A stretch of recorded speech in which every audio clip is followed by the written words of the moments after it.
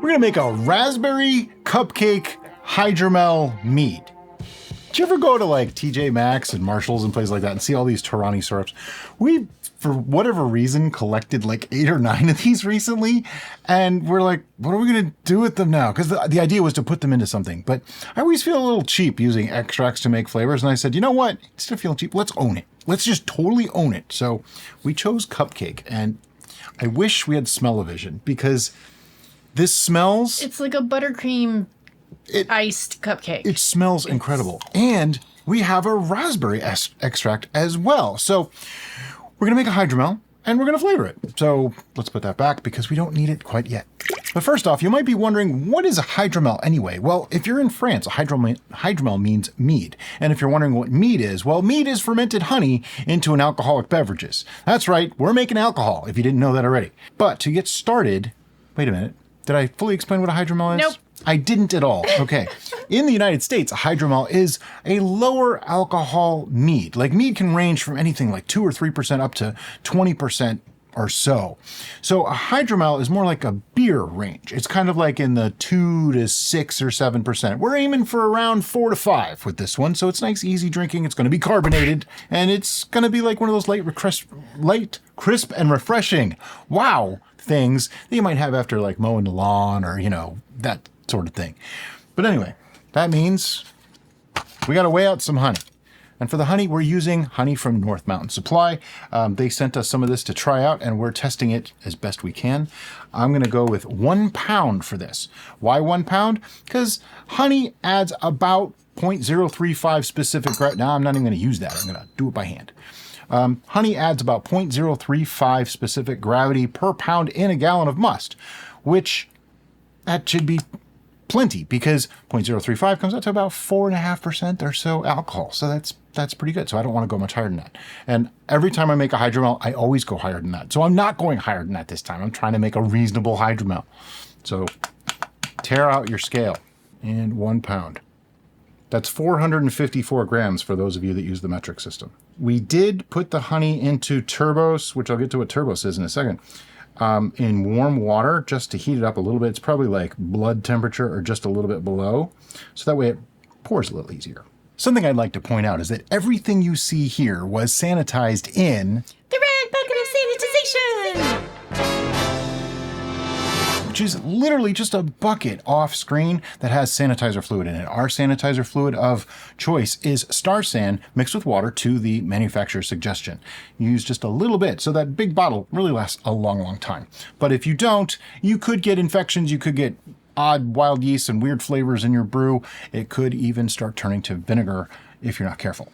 If you're unable to get Star San in your particular area, any baby bottle sanitizer should work just fine. Yeah. Also, North Mountain Supply has a sanitizer powder that we've yet to try out. So that's another option for you as well. Yep. And today's yeast is going to be Safe Cider AB1. We actually used this in our 3-way cider test. I don't remember if this was the one that we really liked or if we didn't, but I do remember that they were all like so close that I don't think it's going to matter. Plus, we're going to flavor the heck out of this one. And we're later. not making a cider, so... Yeah, it's not even cider. So there. I have half a packet here from the last test, so I'm just going to put half a packet into my self-stirring cup. That's right. It's back. I brought it back. And all that is, it's literally the cup from the Magic Bullet blender, but it has ribs in the cup so that when you add water, there was a joke there that I just wasn't going to make. So when you add a little bit of water to it, like that, and you swish it around, it mixes perfectly. Although a few yeast get stuck to the side. Yeah. They always do. A couple always just, their sacrifices to the... So Brian forgot why we use the self-stirring cup, and that's that you don't have to be so violent in your mixture, so therefore you don't get yeast everywhere. But violence is just part of his nature, so he went to town. I just spilled more. Anyway, so what's the next thing we want to do to this? Oh, fermade. Honey is not the most nutrient-dense thing for yeast to chew on. So we like to use some fermado. On the package from North Mountain Supply, it says use a 1/4 teaspoon at start and a 1/4 teaspoon 24 hours later, I think. Something like that. It's after after a third. Oh, yeah. So after pitching yeast and after a third of the sugar is dissolved. You know what? I'm a simple guy. I just front load and do it all in the beginning. We've not had a problem. Also, this is such a low gravity must. Probably don't even really need fermento, but I'm going to do it anyway because, you know, due diligence and stuff. So that's half a teaspoon. Yes. I wrote it down on my list and everything. Okay, next, we're going to fill this with some water and start shaking it up. Okay. Going without a funnel today. Look at that.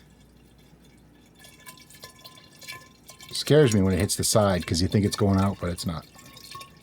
This is warm water. When we say warm, probably like blood temperature. And the reason why I say blood temperature is because room temperature is more complicated because it changes, and blood temperature is metric or Fahrenheit. It doesn't really matter. If your blood temperature is your blood temperature, it's your blood temperature.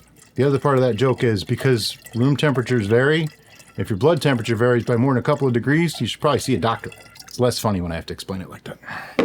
Then we have what we call the thumb saver bung. At least I call it that. And it's really just a solid rubber bung so I can stick it in there. People ask all the time, why don't you use the cap, the screw-on cap? Well, we lost them a long, long time ago. We've had these fermenters for many years. And one of them leaked. Yeah, they're not they don't always work that reliable for what he's using it for, which is to shake the our bejesus brew. out. Or in, technically.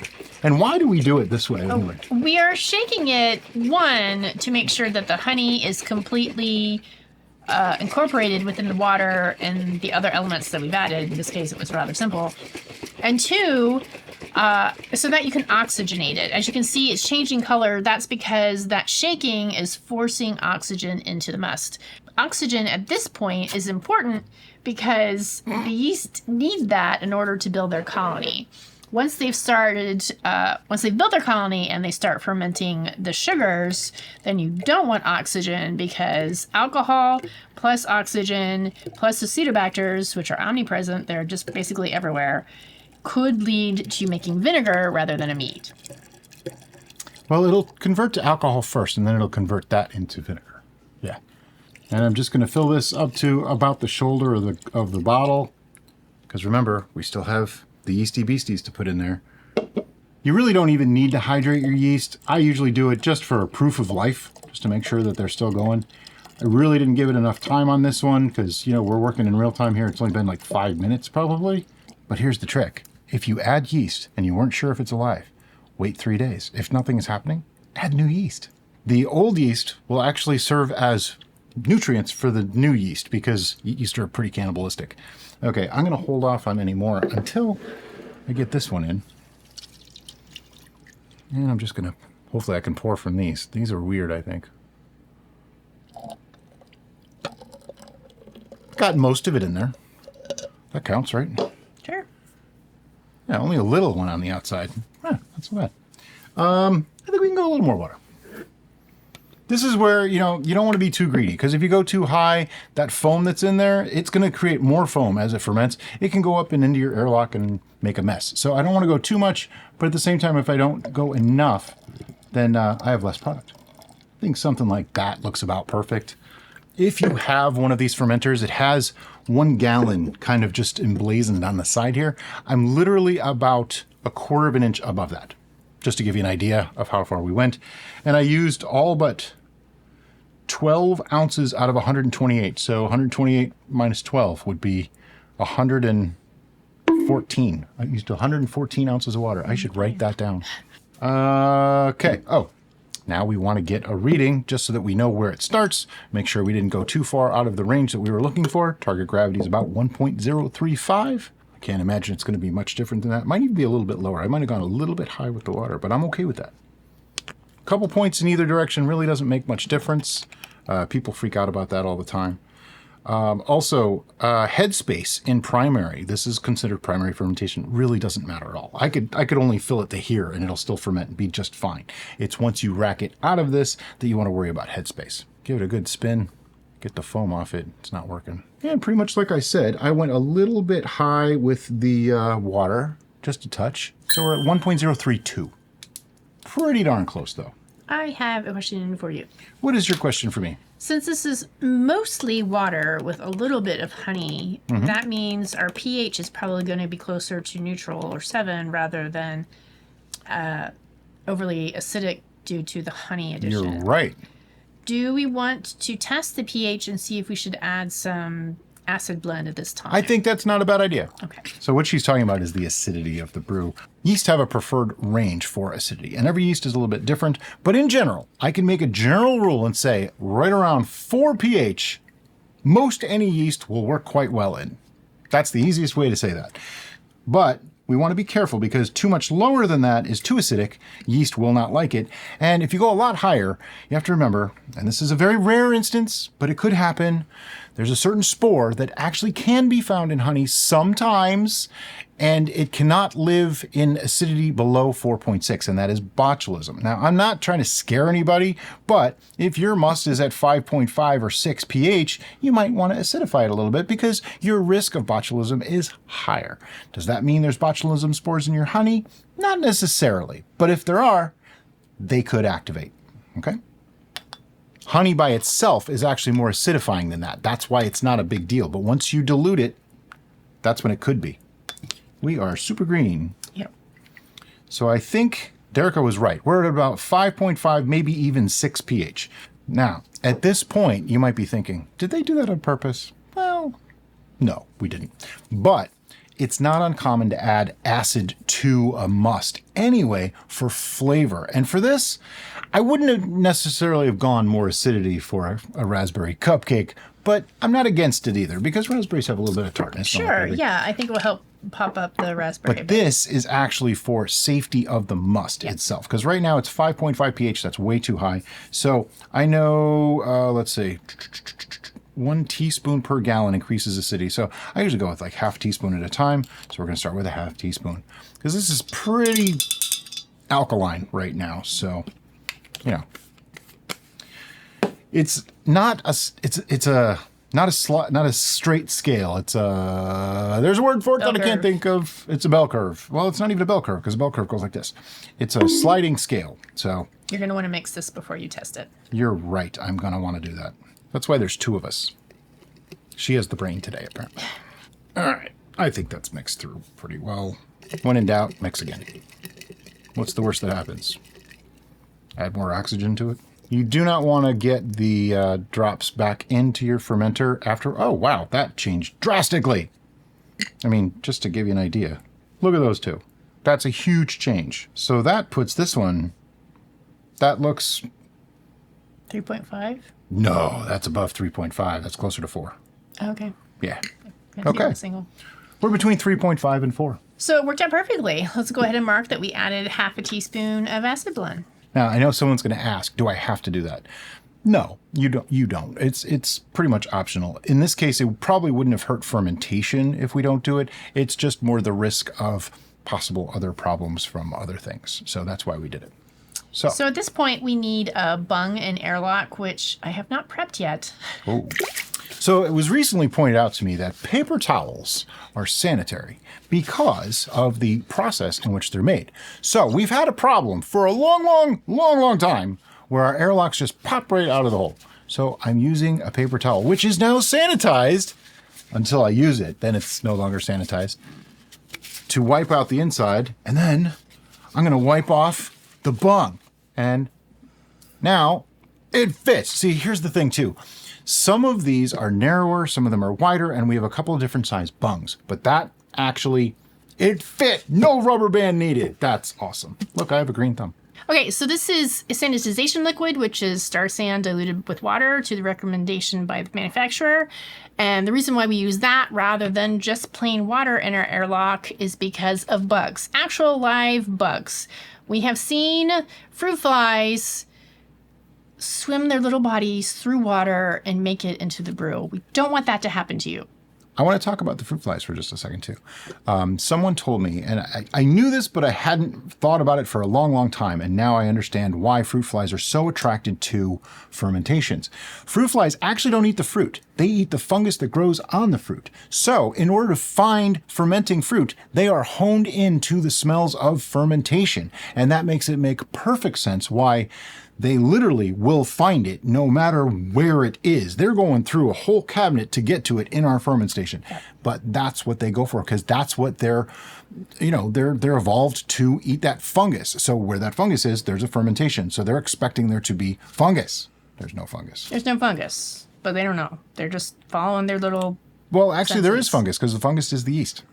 Oh, okay. Yeah, they fair eat enough. the yeast and the They bacteria stuff that grows on the outside of fruit. We're figuring stuff out right here, right now. But that makes it make more sense. So the airlock keeps them out. Right. So, yes, the airlock is keeping those bugs out, but it's also letting gas out, which is really important, because if the gas can't escape, then you're going to have a bomb. Yep. She's not even kidding. If you just like screw a cap on this or something with no airlock, no way for the gas to escape, it's going to explode. I will tell you this right now. This is not made to hold pressure. It will explode. Very, very bad things can happen. But the way an airlock works is very simple.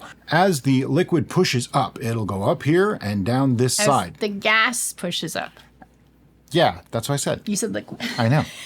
As the gas pushes up, it goes up this side and down this side. It pushes the liquid all the way to this side. And then it'll start going... Bloop, bloop, bloop. And the bubbles will start coming out. You'll also see tiny bubbles coming up the sides. Those little tiny bubbles are actually more indicative of fermentation than the airlock. The airlock is just entertainment value and keeps the bugs out. So what are we going to do with this now? We're going to let it sit, probably on a lipped tray. The lipped tray is to Like a cookie sheet. protect you just in case fermentation gets really active and all this foam gets built up and it just goes like a volcano. Being that this is such a low gravity, probably not going to happen, but you never know. Now also, because this is a low gravity, it's probably going to ferment fairly quickly, like only a week or two. So we're going to leave this alone. When we start seeing it slow down in activity, we'll be back to show you what to do next. So it's been a week, and this was a really low starting gravity, but as you can see, it's still bubbling in the airlock, and there's little tiny bubbles coming up the side. But I'm impatient, so I'm going to take a reading. Just like I tell everybody not to. But I'm curious, because it only started at 1.032. Why is it, like, acting like it's going to take a long, long time to ferment that? That's only 32 points. Should be done. I mean, I know we're coming into fall, but Florida in fall is really no different than most places in summer. So I don't really think that our weather has much to do with it, especially since we keep our house pretty much the same temperature year round. I don't think it's actually done. There's a lot of gas.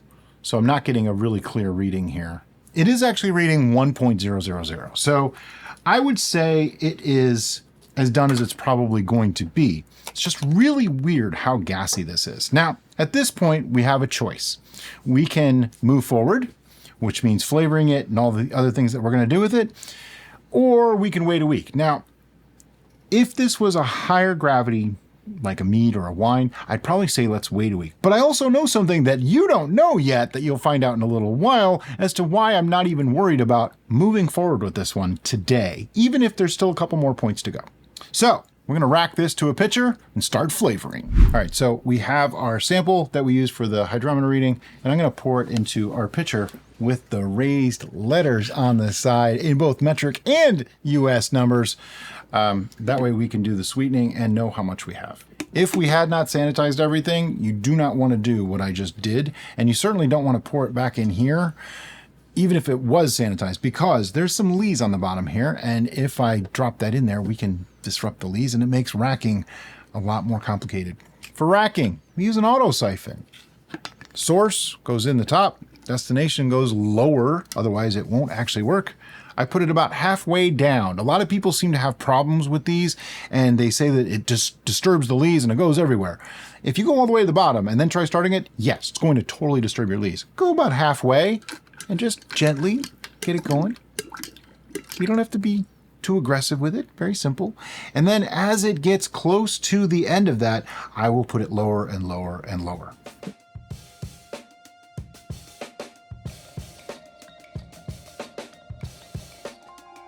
So as I get down towards the bottom, I'll tilt that bottle too. That way I always have more pressure on the auto siphon itself and more liquid. That way, not as much loss. You just want to be really careful as you're tilting it and watch your lees cake. You don't want to disturb that. Yeah, I always tend to mess it up. Something else to consider too is if you know you're going to be doing other steps and it's going to sit for a little while before you bottle or before you rack again, it's okay to be a little bit greedy. Like I'm going a little bit lower into that lees, knowing it's probably going to get a little bit into our brew. But that's okay because that extra ounce or two could make a difference. But if I was going right into a bottle, I wouldn't go so deep and I would not be as greedy. All right, now the siphon's starting to break. Time to pull out. Oh, the comment section. They got me on the last video. Anyway, it's an unscripted show, folks, okay? You say something and then you got it? Yep, I got it. You say something, then you go, yep, I should not have said that. I should not have said that. Do you need the spattle? I will need the spattle. I will also need a tasting glass, and I will need the additional ingredients that we will be adding to this brew. Okay, so just for due diligence, we are going to go through and do a tasting on just the mead itself so that we get the characteristics of it and know what we're working with. Notice, very small pour. Okay, it smells kind of young. A little bit of honey character. It should smell young. It's a week old. Not bad, very light. It's young, you can tell, but it's kind of like a cider. Yeah. Oh, something I wanted to do real quick, just give an idea of alcohol content, even though we're going to be diluting this a little bit, so it's going to be a little bit lower. So we started at 1.032, it went to 1.000. That means I can go by this little scale here, and it's about 3.5% or so, which means anywhere from like 3 to 4%, something like that. So the first thing I want to do is start adding in our raspberry and our cupcake flavors. And to do that, we have this Brewer's Best natural flavoring for beer and wine, raspberry flavoring. And it actually says on the bottle 1 ounce per gallon. Start with 1 ounce per gallon. Does that mean that I need to measure this? It does. I should measure this. We should. I'm going to go get one. So we have these Anchor Hawking measuring glasses. I really like them because they have a lot of different incremental measurements on them. And they're glass, so I can put them in turbos. And now it's sanitized. All right, so I think an ounce. We'll start with an ounce. We have just about a gallon. We actually have like 122 ounces here, so we're very close to a gallon. I think the ounce. We like flavor. You know, who doesn't like flavor, right? If you don't want flavor, what are you making your own for? But anyway, ooh, wow, smell that. I know, it's wonderful. This stuff is awesome. It's fantastic. So 1 ounce. I was hoping it'd be pink. Nope. Oh, we're getting low on this stuff now. Yeah. I don't know. Gonna have to buy another bottle. And just put in that 1 ounce. Now, if you wanted to use actual raspberries rather than raspberry extract, you could totally do that. It's just going to be a vastly different process. And, well, yeah, you can. The problem is you're going to have to guess because you won't be able to flavor it to taste like we're doing here. You'll have to add a bunch of raspberries in, and I would say at least 2 to 3 pounds. And basically what I would do is get the cupcake flavor where I want it, add 2 to 3 pounds of raspberries, then let that sit for a while. Just know that it could re-ferment. You can pasteurize that whole batch if you want to at that point, which probably isn't a bad idea. It'll stop the raspberries from re-fermenting. So, spattle, please. Oh, right. And now to mix. For that, I have the spattle. It's a spoon, it's a paddle, it's both. You can get yours in the description below. And I'm just gonna mix it up. And we'll give it a little taste. This is kind of the way to do this because we're kind of layering these flavors. So we don't really know exactly what's gonna happen yet. Yeah, if you think about the master blenders of, say, a high-profile whiskey, they're going to be adding little bits from each cask to get that exact flavor profile that they're looking for. Now, that's a slightly more elevated version of what we're doing here right now, but it's the same concept. I think it probably needs more raspberry, but I'd like to add the cupcake first. But you can definitely taste some raspberry in there. Is it? You think it's an ounce per ounce? Like an ounce of that, an ounce of that? I'm going to try. This doesn't really say. By the way, this being the Torani cupcake syrup. Yeah. This is one of those, oh my God. It's just... It smells like the sweetest, most horrible for you cupcake you could ever have when you were a kid. Yeah. I'm going to start with 1 ounce, but I think it's probably going to be more like 2 or 3. But let's do 1. We have all these Torani syrups now because TJ Maxx and places like that had sales, and we just bought them all. Do we have that one? Do we have that one? Do we have that anything one? that sounded good. I have like armfuls walking through the store like this. You know, and I feel a little bit like we're cheating when we do things like this, and we're not though, because we're making these flavors and we're making something enjoyable. So it's just easier and different. I wouldn't say that it's bad. That's my For a lot story. of I'm sticking to it. the baked good flavors, it's going to be slightly more challenging to get that exact flavor without adding something that may spoil your entire brew. Yeah, like I don't want to put actual cupcakes in here. And I can't imagine that tasting good anyway. And we've had quite a few people suggest, well, couldn't you just do this? And I see where they're coming from, but whenever you add anything that has a fat, like an oil or you're taking a risk or of anything, spoilage. Even nuts, those could go rancid and create a really big problem where you're going to have to dump out your entire brew. We don't want to do that. Yeah.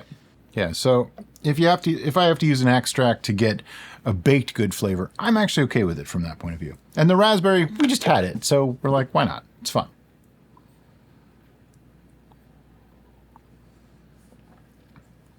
It smells like cupcake in a glass. Does it taste like cupcake in a glass? I think it needs more flavor.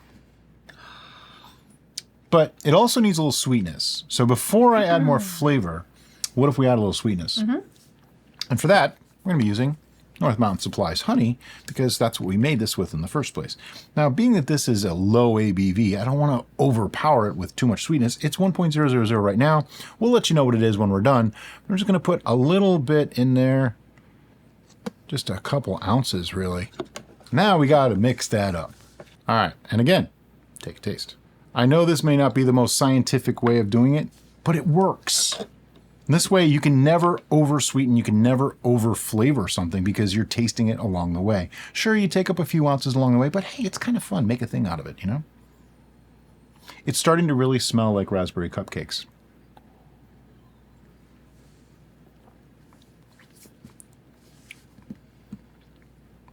I think it needs more flavor. I don't think the sweetness level's bad. Like, I think it should be a little bit sweeter, but I'd like to add like another half ounce of each flavor to see. What do you think? I would do a full ounce of each. All right. I was trying to be, negotiate a little bit. I'll do a full ounce of each. And I think it's an ounce per ounce, so go ahead and you can put them both in there. Yeah. I like the fact that the Torani comes in 25.4 ounces at a time. And I think it's just as strong as the other stuff. It actually really does seem to have just as much flavor. By the way, if you were curious about the ingredients in these, this one is pure cane sugar, water, salt, natural flavors, citric acid, potassium sorbate to preserve flavor, and potassium benzoate. So they have preservatives in them. That's another reason why we've always passed them up, because of that. But adding them this way, that's a good thing because we don't want this to ferment anymore. Right. And this one actually has propylene glycol, water, high fructose corn syrup, ethyl alcohol, and citric acid, and natural and artificial flavors. I'm not going to make the beaver butt joke because somebody told me that that's not true anymore. And it's not. It'd be really, really expensive. I can smell it now. Like now it has a smell. Can you smell what the rock is cooking? All right. I think I know my normal eyebrow was better than my attempt at people's eyebrow. Okay. Oh. All right. Now I definitely smell more of the cupcake. A little bit of raspberry. But I think the raspberry blends with the cupcake smell really, really nicely. That's why it's not going to stand out on its own. And that's why we chose those two together. How is it now? Is it getting there? Ooh. I think it needs a little sweetness. It needs sweetness. I think it needs potentially a little bit of everything. But Oh, boy. Really? I want it to be punchy. Okay. I want it to be cupcake in a glass. Oh, it's... I think with the addition of honey that I just did, possibly. It's probably going to be. I get the cupcake without a doubt. Raspberry is a little on the weaker side, but I think it's still there. And again, I don't want to make this like crazy sweet where it's like honey water. One important thing that I want to mention now is that we are going to pasteurize this. The reason we're going to is because there's a little bit of sugar in the Torani syrup. I think, no, there's no sugar in the raspberry one, but we also added honey. So this has a potential to re-ferment because it's only like 3.5% ABV, and that yeast can go much higher. So we definitely want to keep it from fermenting. This might be the final taste before the real final taste that we do later. The pre-final. Ooh, smells like cupcake. Oh, I like it. Do you want more raspberry? I think the cupcake's strong. I think it needs raspberry. Sure. Or not. Need something. Might as well be raspberry. All right. You keeping track of all this? Yep, this will be the 3rd ounce of raspberry if you put another full ounce. I'm going to do another full ounce. Okay. Because, you know, why not? Oops, careful. I missed down the side a little bit. There's still like half an ounce in there, baby. I wasted some extract. It's closed. You're cut off. I've had like 4 sips. I know. That's why it's funny. All right. Every drop. You know, to make up for the 4 or 5 that I dripped over the side of the glass. Get in there. All right. One good thing about the extracts too is they mix together super, super fast. So like you can mix this up in no time. And here we go. Now something I'd like to point out too, this is now at 128 ounces. We've had maybe a couple ounces of sample, but the rest all came from honey and the syrups. So that did dilute it a little bit, like what, about 8-9 ounces or so. So we're probably more like 3% alcohol. I really like that. I think it's sweet enough. I don't think it needs any more sweetness, and I think it's got lots of flavor. It's just got a strong punch of that raspberry cupcake flavor. Yeah. Beautiful. Okay. It's light and refreshing, but still reads as a cupcake. Right. Okay, next step, we're going to rack this back into a fermenter so that we can pasteurize. Okay, so we racked it to a new container, put an airlock on it and everything. They were like, oops. Yeah, forgot to take a reading. So we don't really know how much honey we put in there. Now, a lot of people ask, why don't we just measure the amount of honey, weigh it or something like that? And you totally can. But here's the thing. The amount of honey you're going to put in is going to be very dependent on the volume of your batch and your own personal palate. So we can give you a specific gravity reading to use as a target. That way, if you made half a gallon, 5 gallons, 50 gallons, if you target that same thing, you're targeting the same one that we had. So that way you can know exactly what we had in front of us. Now, that said, if you like it more sweet, make it more sweet. If you like it less sweet, make it less sweet. Rather than just saying add a pound, you know what I mean? Or a half a pound, which means a lot less to me than the way we do it. 1.018. So this is considered sweet at this point, but not overly sweet. I am actually surprised. I thought this was going to be a lot higher now. When we started really going. Now, some interesting things about the next step that we're going to do, and that is to pasteurize. We are going to take this entire fermenter with the airlock on it, put it in a big pot of water, and put an immersion circulator in it, and get the whole thing up to 140 degrees internal temperature. We actually have a video on the whole description of how to do this, so I'm just going to give you a quick synopsis. I take temperatures of the inside of the fermenter and make sure it gets to 140 degrees Fahrenheit. I'll put the Celsius in here because I can never remember what it is. Got to get every drop, huh? Every drop.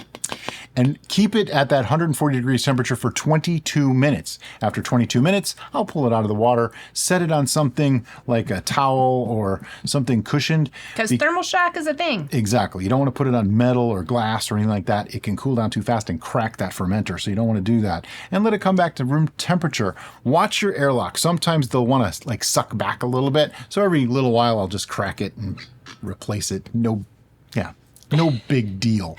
But I do like to keep the airlock on during the whole process simply because we're in Florida and we get bugs. It's just a thing and they will find it. So we're going to do that and then we're going to let this sit for probably a week and we'll be back to show you the next step.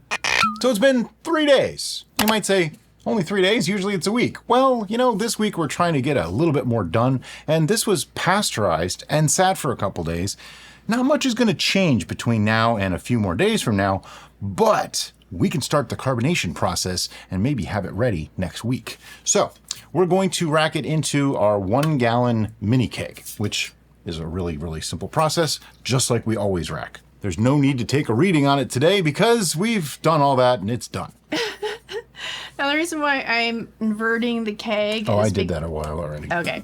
Well, I had it in turbos, so I'm just making sure all the sanitizer liquid, or at least as much as possible, is dripped out. Now, I'm taking the cap off. I did see a tiny amount of like dusty lees on the bottom, just some sediment. I'll probably just stop the siphon before it gets there, but with the cap on, I might lose out on like an ounce or two that we might want because this tasted pretty good. So I'm just gonna go halfway in or so and rack. Now, normally you'd see us rack to a pitcher first and then into the keg. Well, we know that this is a gallon. We know that's a gallon. You know, it's all good. There's really nothing to add. So save a step. So we talk about waste in the bottom of a fermenter all the time. And I just want to point out, that's all we really had for waste. And there would have been less, except that the auto siphon literally couldn't pick that much up.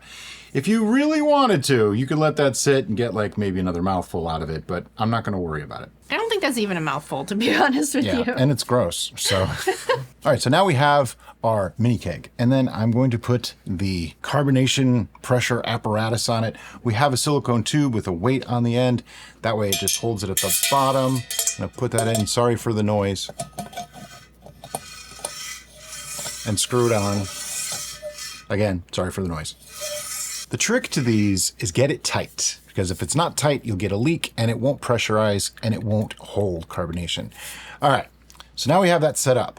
I do have a mystery cartridge. Yeah. Is there anything left in there? We don't know. That's why it's a mystery. I think it was last used to serve something from a mini keg, so there might be some left in it. We don't know. But I do know that a whole cartridge will pretty much carbonate this. So even if it's a partial, I'm going to have to check it every couple of days. But an easy way to find out is I had it closed. I'm just going to release it. Oh, look at that. There's plenty in there. I just max it out. This is at about 26 PSI right now, and this will go into a refrigerator. Ideally, you want this to be cold, and you wanted the brew to be cold when it went in. We forgot and weren't really prepared that way, but it'll still work. It just might take an extra day or two. What I also do is I give it a shake. And I'll do that once or twice a day when I remember. I don't think it's 100% crucial because that tube is going inside into the liquid itself. That's important because it's literally going to just, push all the CO2 in there. Now, something else that I forgot to do, and I already made the mistake, I should have purged this because when you purge it, you get rid of any remaining oxygen. There was only about that much space. So it's not a big deal, but I'll do it now just to show you. Just a little bit. You don't have to go crazy with it. I should have done that before I shook it up, and let me explain why. That little bit of oxygen getting in there could oxygenate this brew. Now, that's usually a big problem. Oxidation can ruin a brew, okay? I don't think this one's going to last long enough for oxidation to actually be a problem. Okay. Generally speaking, when we keg something, it becomes the priority that we drink. So it gets drank a little more quickly. That said, it was wrong of me to mix that before purging out the oxygen. Even that purge I did probably didn't actually purge out oxygen. It probably purged out a mixture of all sorts of things. So it was useless. But I just wanted to show you anyway, because, proper procedures and stuff. So anyway. One extra tip about sanitizing your what is the top part called? Let's just call it the compression apparatus. Sure. So it's the tap and the hose and all that goodness.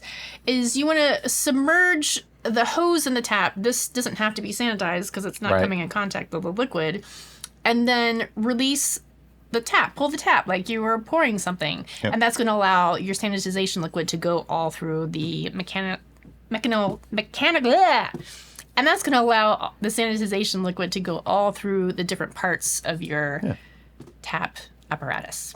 Now, something else is if it doesn't fit in your fridge as is, you can do this. You can unscrew the handle. Comes off. Ta-da! And then just, leave it with the unit. When you go to shake it, though, remember that that's in there. Otherwise, it'll go flying, and that could be interesting. We may be speaking from experience. Yeah. So this will go in the fridge, and we'll see you in a few days. So it's been 4 more days, and this has been sitting in the fridge, carbonating away. And right now it's only reading 15, well, it looks like 16 PSI, okay? If you recall, we had a partial canister on there originally. We did have to switch it out midway. I thought we showed that right away because it was dead. It was Oh, it was DOA. dead? Oh, yeah, okay. I think they saw the new one.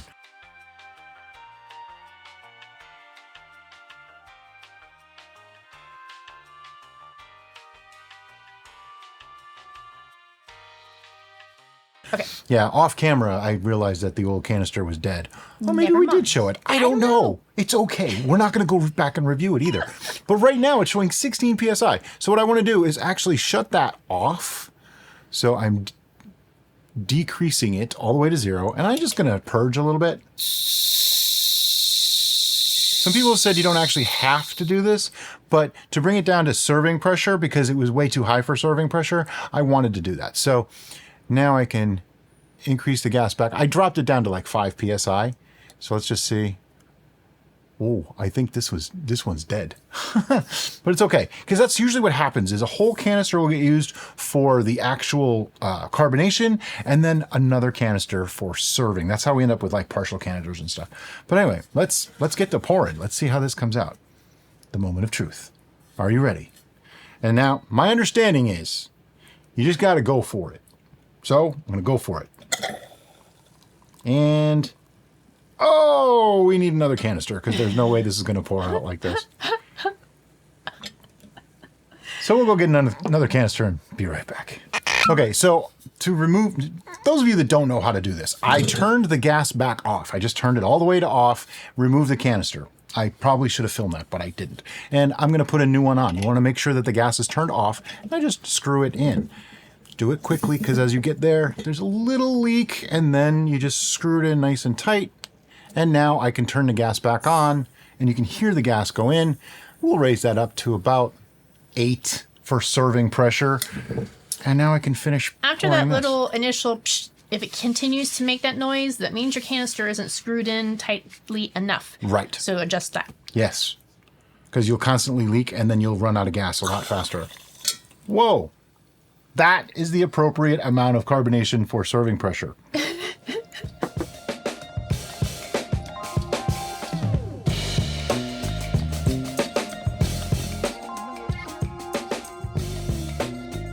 Okay, now we have 2 glasses of cider. Smells lovely. Wow, that's good. All right, so you might have noticed there's no score sheets out here. You know why? The people have spoken, and like 58% of people didn't want the score sheets. Now, we stopped using them or questioned it because of something that we've done recently. We're constantly learning, constantly reimagining, re-envisioning, re-understanding things that we thought we knew. We did a clarity test where we used bentonite and we used sparkleoid versus none, and the flavor difference was immense. In other words, the clarified stuff had less flavor than the non-clarified. On our score sheet, appearance was a big part of it. And Yeah. what do you normally judge appearance on? Clarity and color. So that means 50% of that was coming from something that really doesn't matter. And in a way, a higher appearance number could affect the flavor number later on. Yeah. Yeah. That doesn't make sense. Why reward clarity at the sake of flavor? So we're doing away with all that. We've always been of the mindset that flavor is king. So Yes. flavor should trump everything. Absolutely. Your experience with it, how you feel about it, that's what matters. Sure. And a lot of people complained when we started using the score sheets. The other side of it too is we like to keep things simple, and that was making it complicated. Just really for no So we're apparent still going to reason. talk about the Oh, color absolutely. and the aroma, but we're going to focus on the flavor and our enjoyment of the final product. Now, speaking of clarity, this is not. It's got some haze. It kind of but looks it's like a cider. It looks like an IPA or something. It's a hydromel, sweetheart. Oh, it's a hydromel. Oh, why do I keep thinking it's a cider? I don't know. Because I put it in the cider type glasses and, all that, and okay. it's carbonated. Okay, it's a little bit cloudy. It's not bad at all, though. Like, it looks attractive to me. I actually like the way it looks. Do we need to do the white paper thing? Oh. We need to, there's what we're going to use score sheets for. White paper. Sorry, we're a little chaotic today. To be honest, we're a little chaotic every day. Yeah. This is the first video of the day. Where am I? There I am. Yeah, looks good. Looks good. So see, it's It's nice. got a pale color, like you said, like an IPA kind of. Looks like ginger ale is actually. What it looks like. Yeah. The head did not last, but there's still bubbles coming up the side. There's still a little bit of foam up there. She's already halfway through her glass. The aroma is fantastic. Raspberry cupcake. It's raspberry cupcake. It smells like a raspberry cupcake. And there's this interesting that happened when we were doing the final flavor adjustments. Brian said, "Oh, it's good enough." Where the little Derica, angel or devil, or maybe both of them, who knows, was saying, "More. You want more." That sounds like a devil, Derica. It kind of does, yeah. That's not an angel. Yeah. Anyway, and I'm like, but carbonation sometimes bumps things up. In this case, absolutely. See, now, you're saying that about carbonation. Sorry to interrupt you. Oh. This is important. Carbonation can do a couple things. One, it lightens the beverage. So it gives the impression of it being sweeter simply because there's less of it. It's less dense. But it also adds carbonic acid, which can actually make it taste sharper and fresher. So making it less sweet. So it really depends on the brew. Because this is a raspberry cupcake, I think it benefited from both aspects of carbonation. I believe so. As you can tell, Oh, you're not I hate mine so much. This is one of those like refreshing summer afternoon kind of deals. It's just so easy to drink. And where did we figure out the ABV to? I don't think we did. I don't think we did. Oh, let me give you an ABV. So we started with 1.032. It ended at 1.000. That's 32 points of gravity, 0.032 times 131.25 gives us about 4%. So give or take 4%. So it's pretty easy drinking, pretty low on the ABV. Which is a good news. We finally made an actual hydromel. Because we finally made a hydromel. We almost never actually get it to be a hydromel. They usually end up at like 8 or 9%, which is technically a mead now. But this is really nice. This is lovely. I just want to sit here. I do get And drink honey this. character from it. I do too. I think the cupcake extract, especially the cupcake one, We back really with did. honey as well. Oh, well, there you go. We added more honey to it. Duh. Yeah, it's 1.018. So this is on the sweet side. Some people would say it's too sweet, but you know what? If you make this, you can sweeten it to your own taste, and We always that's something encourage that we try to impress in the videos. Every once in a while, we'll get a comment from somebody that says, "Oh, how do I make this less sweet?" Well, don't add as much honey as we did. Now, I mean, in the final part where we did all the taste adjustments and the flavoring, that's where you add less honey. Now, if you want less alcohol, you add less honey in the beginning. Okay, so if you want less alcohol, less honey in the beginning. You want less sweet, less honey at the end. Pretty simple stuff. But we do get questions on it a lot, so I'm not trying to insult anybody. No. It's just a thing that until you understand the process fully, some of it doesn't make a lot of sense. I would love to talk more about the aroma and the flavor, but it's a raspberry cupcake. Okay, without a doubt, I get like the cream cheese frosting kind of thing from a cupcake. It's definitely raspberry. With raspberries on top of it. That's what I'm getting. Like even like the white frosting with sprinkles comes to mind. You know what it is? Hold on. It's a yellow cupcake. Yellow cake cupcake. Vanilla cupcake. But the yellow cake, not just the white one, a yellow cake cupcake with the white frosting that has vanilla in it with raspberries on top and sprinkles. That is what this smells like. Now I want cupcakes. I can make cupcakes. Or just drink more of this. As far as flavors in the mouth, though, it actually has a decent amount of body to it. Like it fills your mouth. Yeah, it reminds me of cream soda. Yeah. Texturally? Yeah. It doesn't taste like cream soda, though. No, but texturally, it reminds me of cream soda. Yeah, it feels more full in the mouth than you would expect a hydromel to taste. And I like it even does the like if you chugged it, would you get a mustache? foam mustache? Whoa. My mustache is shorter.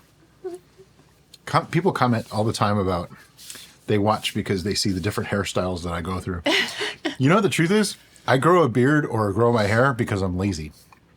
It's got nothing to do with style. It's like, yeah, the beard just happened over a couple months because I didn't feel like shaving. Yeah, I have long hair because I have no idea what to do with my hair, so it's just long. So, essentially, here's my take on this. It came out easily double as good as I thought it might. Yeah, I would say we hit the target on the nose as far as our intent. And our intent kind of came across, like, randomly. Yeah, we had the Tarani cupcake, and we're like, what are we going to do with this? And I just said, ooh, raspberry cupcake. And Marty's like, ooh, okay. Yeah. Let's make it a hydromel. Okay. And that's how this was born. Now, something I'd like to try to do with this is when we're done sampling, I'm going to raise the pressure again because I want to carbonate this more because I want to try to put it into bottles so that we can get the keg back. Yeah. If we do that, I will probably do like a quick little video to show everybody. I don't think it's worth a full video, but I might make like a little, with my cell phone or something video just to show that. Yeah. Because I think that's valuable information to have. It's not hard to do, and I hear people do it all the time, but this, as it stands, would lose all of its carbonation if I bottled it. Yeah. So, I mean, it'd still be really nice, don't get me wrong, but it would probably lose it in the bottle. All right, so since we're not doing scorecards anymore. But we are doing 1 through 10. We are still doing a score. So that means, because it's been a while, I have to explain our scoring system. Our scoring system goes 1 through 10. Although there's a new twist. It actually goes 10 to 1. And I'll explain that in a minute. But basically, if it's a 1 through like a 3 or even into 4, we're probably not going to keep it. We're probably going to either hand it off to somebody we don't like or dump it down the drain. Because we're not going to hand it off to someone. Well, if it's like a 4, maybe. But a 1, probably dangerous, probably not going to drink it. If we happen to have somebody over and you do the weird, oh, this is awful, here, taste this, and they actually like it, then we'll give it to them. Yeah. I'm joking. We don't ever give things that we don't like to people that we do like. Because we want them to continue to like us. And if we don't like them, we don't give them anything. Yeah. So there's that. But basically 1 to 4 means it's just not good. It's just not good. From like a 4.5 to like a 7 is probably, yeah, that's pretty decent. I wouldn't call it great, but I'll drink it. If somebody poured it for me, I might even have a second glass. 7.5 to 10 and the illustrious 11 mean awesome. Just fantastic. Now, don't get too caught up in the number. A 7 versus a 7.5 is not a huge difference. It's just the way we did it today. Do it next week and it might be a different score altogether. Who knows? But anyway, I have to think about this now. Do you have a score? I do. I have a score. 1, 2, 3, 9.5. You went to 11 right off the bat? 11. All right. Here's the way I score things now. I start at 10. And I start taking things off for less than perfect results, okay? If it's just, there's nothing to remove, then I have to decide, is it a 10 or an 11, okay? For me, the cloudiness, I didn't even really take off anything for it, but I couldn't give it an 11 because of that cloudiness. Make it like a 10.9, okay? For me, though, I think this is a little oversweet. I think we oversweetened it just a touch. It's raspberry cupcake. I understand. I'm being picky. Okay, I don't want to just toss out 11s like they don't mean anything. And I'm not saying that's what you did. You don't normally do that. I just felt this is not perfect. And I think if we were to make it again, I might lessen the sweetness a little bit. Because I do think in this case, the carbonic acid and the carbonation are upping the sweetness they are level. And that's making me happy. I think it's too much. I know that's weird for me to say it's too sweet, but I think it's a little too much. I think we could have gone to like a 1.010 and gotten a very similar result without it being oversweet. That's just me.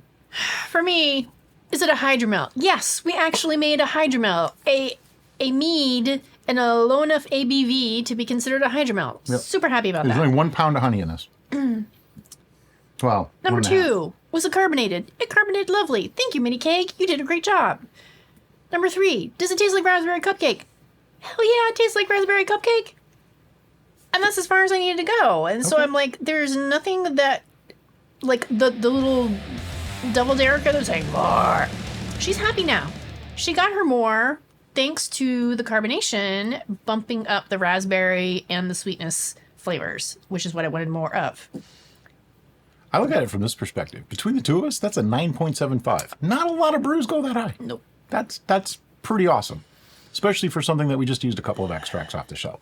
So this makes this super approachable and really easy for anybody to make, as long as you have one of these. Yeah. If you don't have a growler, this would be difficult to carbonate.